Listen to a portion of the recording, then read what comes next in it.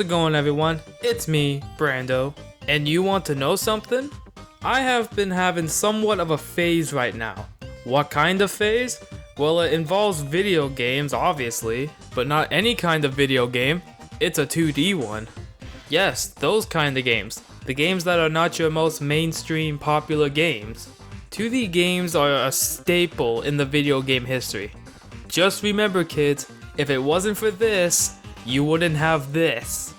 I have been really obsessed with 2D games like platformers and Metroidvanias, but I want to talk about the game that started this whole phase for me. The one game that I really wanted to play for a really long time. I want to introduce you to the Shantae series. The Shantae series is one of those games that are popular, but you also don't really hear many people talk about it that much. Shantae is your standard 2D platformer Metroidvania game.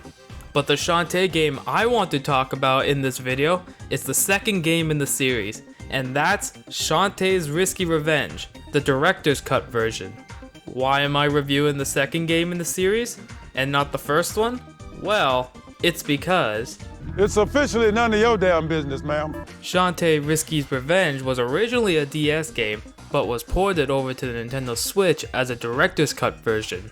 Shantae Risky's Revenge starts off with everyone at a festival where Shantae's uncle has a lamp that he found.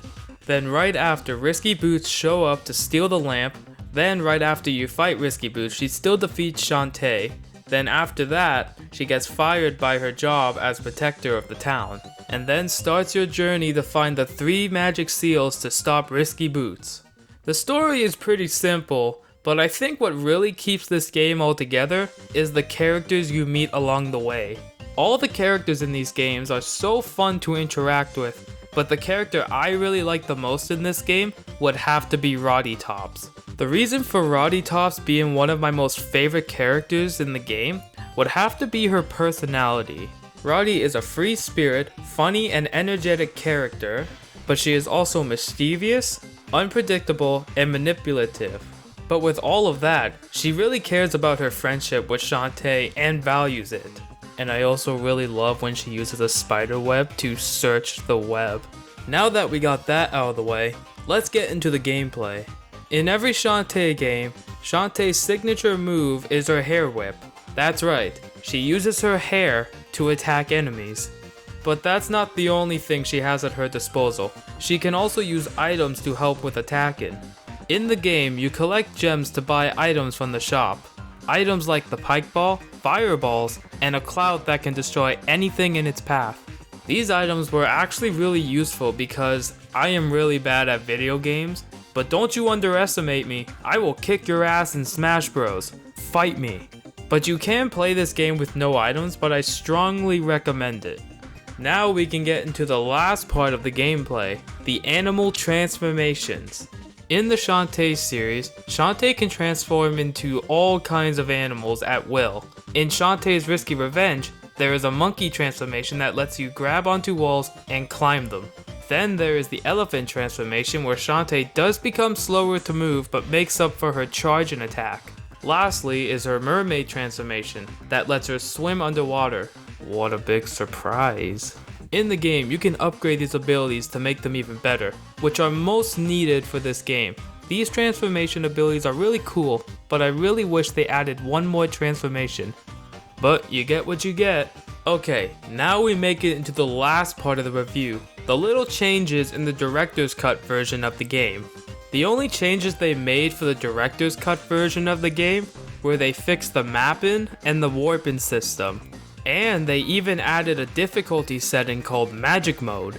In Magic Mode, you lose less magic when using items, but in exchange you lose more damage.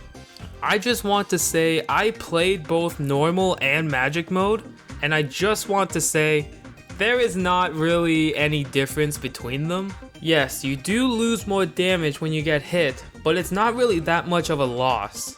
But even with all of that, this game is pretty good. The story isn't bad, and the characters are really entertaining to talk with. Now, would I recommend this game to be your first Shantae game? Well, it depends. Do you want to play an older, more retro Shantae game? Or do you want to play somewhat of a newer Shantae game? Just remember that it's your choice if you want to play this game. But I think after all of that, I would still recommend it. It's an okay Shantae game to start with, but I think everything else about it is super enjoyable. And that is what really matters about a game, is if you enjoy it. If you love to play a game you like, just play it. And that is it for today. I hope you all enjoyed this video and have a great day.